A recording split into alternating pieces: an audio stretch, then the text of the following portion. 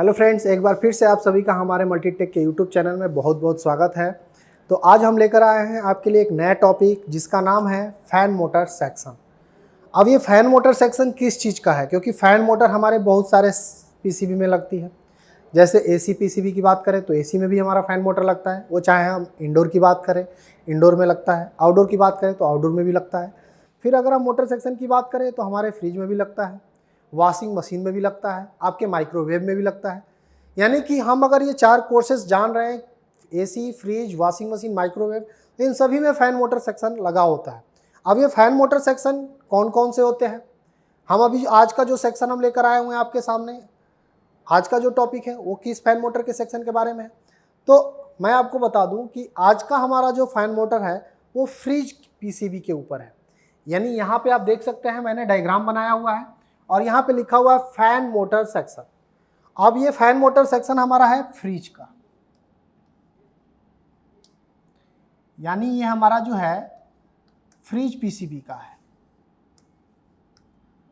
अब फ्रिज में भी अगर हम बात करें तो ये सिंगल डोर है, डबल डोर है? जी नहीं, ये आपका सिंगल डोर नहीं, डबल डोर है। क्योंकि जब भी हमारा फ़ैन मोटर की बात आती है वो भी हमारे फ्रिज पीसीबी में, तो फ्रिज पीसीबी में सिंगल डोर में आपको फ़ैन देखने को नहीं मिलता है, वो हमारा डबल डोर में, साइड बाई साइड में, इन सभी में आपको जो फ़ैन मोटर सेक्शन दिया जाता है। अब फ़ैन मोटर आपके कितने दिए जाते हैं, यानी कि फ्रिज में हमारे कितने प्रकार के फ़ैन होते हैं, कहाँ कहाँ लगे होते हैं, सबसे पहले तो ये जानकारी होनी चाहिए हमें। फ़ैन मोटर का कनेक्टर कौन सा है ये भी पता होना चाहिए आपको। तो जब भी आप अगर कोई फ्रिज का पीसीबी लेते हैं तो फ्रिज का पीसीबी ले करके आपको उसमें या तो लिखा हुआ मिलता है जिसमें कोडिंग लिखा होता है। देखिए, फ्रिज पीसीबी में बहुत सारे कनेक्टर होते हैं, जिसमें कई सारे कनेक्टर, तो आपको ये पता नहीं होता है कि हम कौन सी चीज़ को कहाँ पे कनेक्ट करें। अगर फ़ैन मोटर के कनेक्टर की बात करें तो आपको यहाँ पे लिखा हुआ मिलेगा शॉर्ट फॉर्म में, जिसमें ये सी फैन, आर फैन और ये एफ फैन। मतलब आपको जब भी मिलेगा शॉर्टकट ही लिखा हुआ मिलेगा, चाहे वो थर्मिस्टर का हो, चाहे वो सप्लाई का हो, चाहे वो फैन मोटर का हो या हीटर का हो या किसी भी चीज़ का हो, आपके फ्रिज पीसीबी के अंदर में जब भी मिलेगा शॉर्टकट लिखा हुआ मिलेगा। कभी कभी तो कई सारी पीसीबी में लिखा हुआ नहीं मिलता है। उस केस में आपको कैसे चेक करना है कि पीसीबी में कहाँ पे फैन मोटर सेक्शन लगेगा, कहाँ पे फैन लगेगा। अब फैन आपने अगर ये चेक कर लिया कि इस कनेक्टर के ऊपर आपका फैन लगना है, तो आपको ये भी पता होना चाहिए कि उसमें जो फैन लगेगा ये 4 पिन का लगेगा, 3 पिन का लगेगा। क्योंकि हमारा जो फैन आता है फ्रिज में वो 2 वायर का भी आता है, 3 वायर का भी आता है, 4 वायर का भी आता है। तो आखिर वहाँ पे कितने वायर का फैन लगेगा, इसको हमें कैसे पता करना है, कैसे आइडेंटिफाई करना है, ये सारी चीज़ें आपको देखना है। यहाँ पे देखेंगे तो जो मैंने कोडिंग लिख रखा है यहाँ पे C fan, R fan, F fan, यहाँ पे जब भी हमारे पीसीबी में जो लगता है, ज़्यादातर ये जो 4 वायर वाला हमारा फैन होता है ये हमारा सी फैन होता है। अगर हम 4 वायर की बात करें यानी सी फैन, और सी फैन का मतलब होता है हमारा कंडेंसर फैन या फिर कंप्रेसर फैन। ये हमारे फ्रिज पीसीबी, फ्रिज के पीछे पिछले हिस्से में जहाँ पे कंडेंसर लगा होता है, जहाँ पे कंप्रेसर लगा होता है, वहाँ पे ये फैन लगाया जाता है। इसके अलावा देखेंगे हमारा जो आर फैन और एफ फैन, ये आर फैन होता है और ये हमारा एफ फैन होता है। अब यहाँ पे आप देखेंगे आर फैन और एफ फैन, हर एक फ्रिज में आपको 3-3 फैन देखने को नहीं मिलेगा, 2 फैन देखने को नहीं मिलेगा। ये डिपेंड करता है कि कंपनी कौन सी है, मॉडल कौन सा है, कंपनी ने कौन से फैन लगा रखा है, उस पर डिपेंड करता है। फैन लगने से ही नहीं, उसके ऊपर पीसीबी में जब तक आपकी उसकी प्रोग्रामिंग नहीं की जाएगी तब तक वो फैन भी आपका काम नहीं करेगा। तो यहाँ पे आप देखेंगे कि सी फैन तो हमने जान लिया, कंडेंसर फैन या कंप्रेसर फैन। आर फैन का मतलब होता है हमारा रेफ्रिजरेंट फैन या फिर रूम फैन। अब रूम हम किसको कह रहे हैं फ्रिज के अंदर में, तो फ्रिज के अंदर में जो पूरा होल अंदर का होता है ना, उसे हम पूरा रूम कहते हैं। यानी अगर हम फ्रिज का दरवाज़ा अगर बंद कर देते हैं तो ऊपर से नीचे तक के हिस्से को हम पूरा क्या कहेंगे, रूम कहेंगे। उसके अलावा आप देखेंगे एफ फैन। एफ फैन का मतलब होता है हमारा फ्रीजर, यानी फ्रीजर फैन। और फ्रीजर फैन में क्या होता है कि जहाँ पे हमारा कूलिंग कॉइल लगा होता है, जो हमारा फ्रीजर लगा होता है, उसी को हम फ्रीजर कहते हैं और उसी में फैन लगा होता है। और उस फैन का काम ये होता है कि वहाँ से वो कूलिंग को लेकर के पूरे फ्रिज के अंदर में उस कूलिंग को फैलाता है, तो उसे हम कहते हैं फ्रीजर फैन। यहाँ पे आप देखेंगे इन फैन के जैसे कि हमने यहाँ पे 4 वायर बनाए हैं जैसे सी फैन का, तो इसमें पहला वायर होता है हमारा वीसीसी, दूसरा वायर होता है हमारा ग्राउंड, तीसरा हमारा होता है फीडबैक और चौथा हमारा होता है पीडब्ल्यूएम, जिसे हम पल्स विड्थ मॉड्यूलेशन कहते हैं। चौथा वायर हमारा क्या होता है? पीडब्ल्यूएम यानी पल्स विड्थ मॉड्यूलेशन। यहाँ पे अगर आप देखेंगे आर फैन में, तो आर फैन में भी हमारा वही होगा, पहला वीसीसी, दूसरा ग्राउंड और तीसरा हमारा होता है फीडबैक। यानी इस प्रकार के फैन में आपको पीडब्ल्यूएम नहीं मिलता। अगर ए फैन की बात करें तो ए फैन में भी आपका वीसीसी, ग्राउंड और फीडबैक ये वायर होता है। तो अभी तक तो मैंने आपको वायर की जानकारी दिया, कनेक्टर की जानकारी दिया, उसके बाद से फैन का कौन कौन सा फैन है, कहाँ कहाँ लगा होता है, इसकी जानकारी। अब हम समझेंगे कि ये फैन आखिर काम कैसे करता है हमारे फ्रिज पीसीबी में।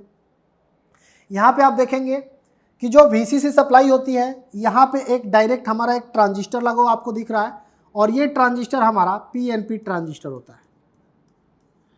आपको ट्रांजिस्टर दिख रहा है तो ट्रांजिस्टर के आप सिंबल को देखिए। ये सिंबल जो हमारा बना हुआ है, क्योंकि हमारा ये होता है कलेक्टर, ये होता है एमीटर और ये होता है बेस। तो जब भी हमारा एमीटर पे जो तीर का निशानी है अंदर की तरफ होता है, ये हमारा ट्रांजिस्टर पीएनपी कहलाता है। और एमीटर से ये सप्लाई इन होकर कलेक्टर से आउट होती है। तो एमीटर पे क्या दिया जाता है? ये पॉजिटिव 12 वोल्ट की सप्लाई दिया जाता है, जो कि आपके एसएमपीएस से आता है। अब यहाँ से एसएमपीएस से जो 12 वोल्टेज की सप्लाई आती है आपकी, यहाँ से एमीटर पे चली जाती है। अब ये कलेक्टर से पास होकर के इसके वीसीसी पिन पर तभी जाएगी जब ये ट्रांजिस्टर आपका एक्टिव होगा। और पीएनपी ट्रांजिस्टर को एक्टिव करने के लिए इसके बेस को निगेटिव चाहिए।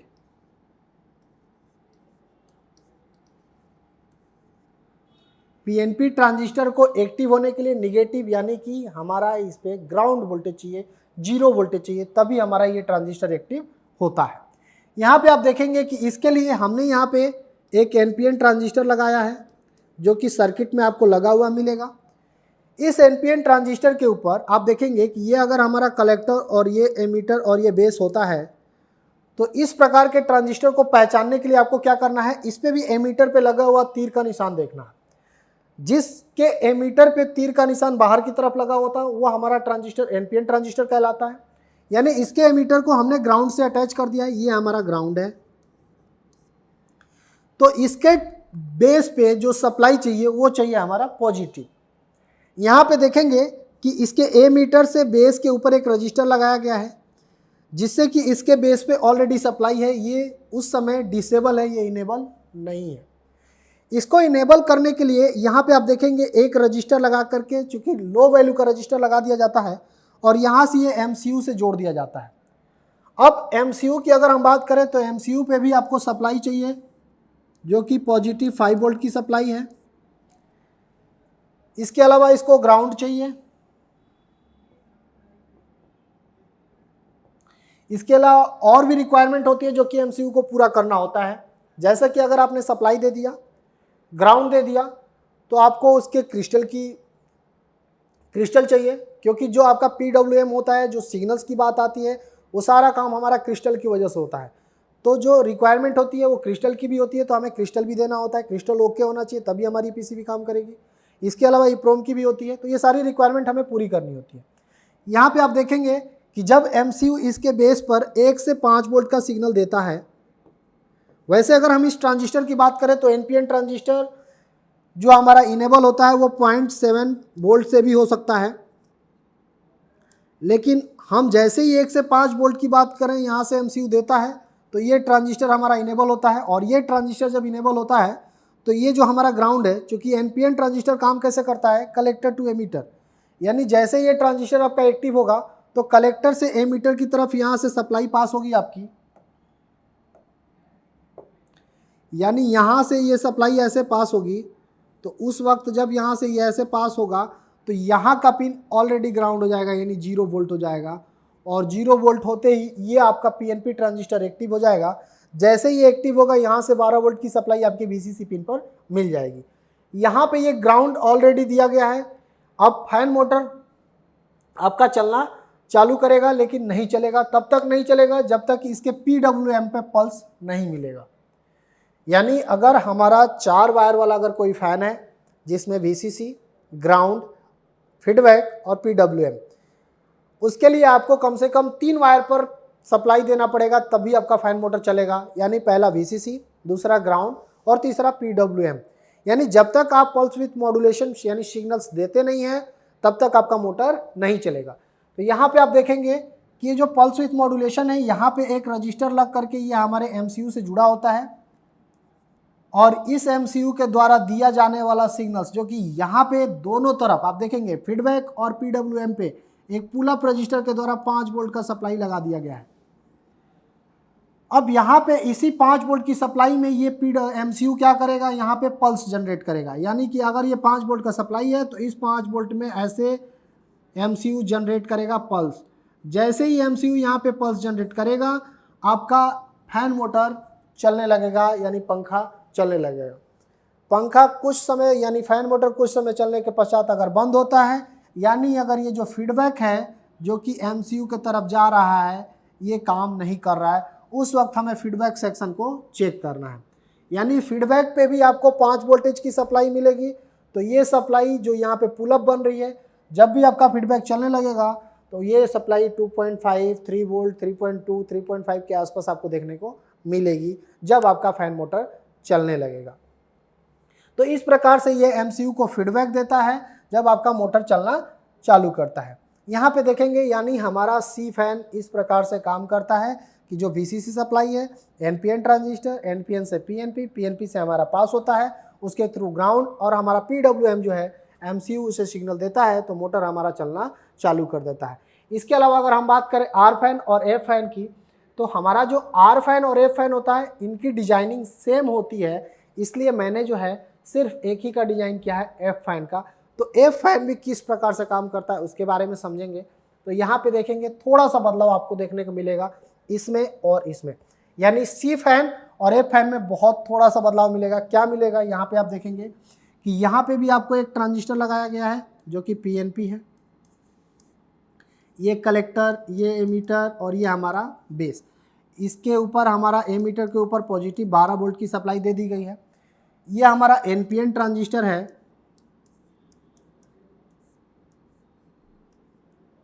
तो यहाँ पे आप देखेंगे कि इस NPN ट्रांजिस्टर के ऊपर ये भी हमारा कलेक्टर, ये एमीटर और ये हमारा बेस। अब MCU जैसे इसके बेस पर 1 से 5 वोल्टेज का सिग्नल देगा, ये NPN ट्रांजिस्टर एक्टिव होगा, जिससे कि ये हमारा PNP ट्रांजिस्टर, ये NPN इस PNP ट्रांजिस्टर को एक्टिव करता है और ये PNP जैसे ही एक्टिव होता है, यहाँ से 12 वोल्टेज की सप्लाई यहाँ से पास होती हुई ये हमारा कॉइल लगा हुआ है छोटा सा, जो कि आपको PCB में दिखेगा। एक पहचान ये भी है आपका कि जब भी आप इस सेक्शन को देखेंगे वहाँ पे एक PNP ट्रांजिस्टर, NPN ट्रांजिस्टर और आपको ऐसे छोटे छोटे 2 कॉइल देखने को मिलेंगे उसी सेक्शन में। और ये ऐसे अदर सेक्शन में नहीं होता है, ये फैन मोटर सेक्शन में ही आपको लगा मिलता है। और यहाँ पे इस VCC के ऊपर आपको पॉजिटिव 12 वोल्ट की सप्लाई यहाँ से होते हुए ये पास हो जाएगी और जैसे ही इसको पास हो जाएगी यहाँ पे ये ग्राउंड है और तीसरा पिन हमारा फीडबैक का है। यानी अगर ए फैन की बात करें तो अगर हम फीडबैक नहीं भी लगाते हैं और हमने VCC और ग्राउंड दे दिया तो आपका फैन मोटर चलने लगेगा। अब अगर ये फैन मोटर चल करके कुछ समय पश्चात बंद होता है तो आपको क्या करना है, ये फीडबैक सेक्शन जो कि यहाँ से एक पुल अप रजिस्टर के द्वारा यहाँ से 5 वोल्ट दिया जाता है और ये आपके MCU पर यहाँ से फीडबैक देता है। अगर ये फीडबैक नहीं मिलता है तो आपका ये मोटर कुछ समय चलने के पश्चात बंद हो जाता है। तो अभी हमारा जो ये फैन मोटर सेक्शन है, इस फैन मोटर सेक्शन के बारे में मैंने पूरा आपको बता दिया है और इस वीडियो में लास्ट तक बने रहने के लिए आप सभी का बहुत बहुत धन्यवाद। नेक्स्ट वीडियो किस टॉपिक पे चाहिए प्लीज़ कमेंट बॉक्स में ज़रूर बताएं। मिलते हैं नेक्स्ट वीडियो में, तब तक के लिए धन्यवाद।